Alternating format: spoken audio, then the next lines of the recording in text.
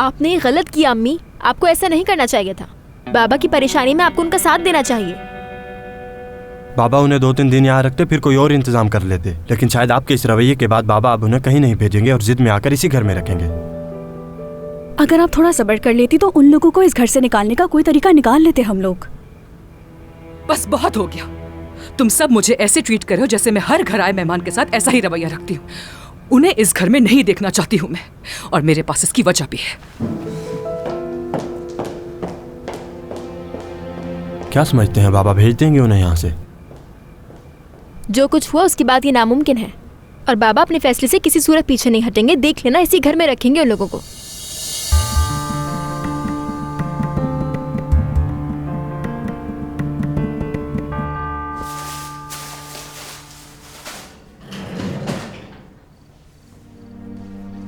हाँ आओ सब आओ, तुम्हारा ही इंतजार कर रही थी मैं।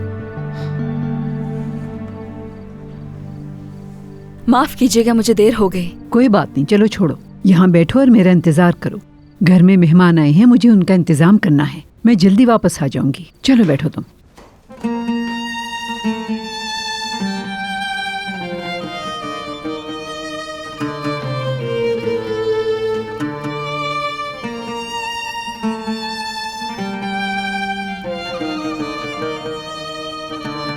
मुझे अम्मी को फोन कर लेना चाहिए।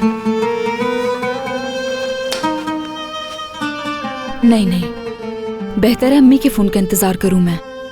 खुदा करे अम्मी के साथ कुछ ना हुआ हो, वो ठीक हो।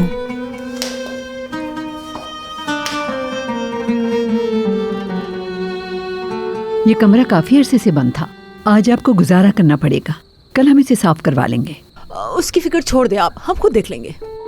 सुबह नाश्ते के लिए वक्त पर आ जाना। अगर अभी भूख लगी है तो मैं खाना भिजवा देती हूँ। नहीं, इसकी जरूरत नहीं। ठीक है, मैं चलती हूँ। शब बखैर।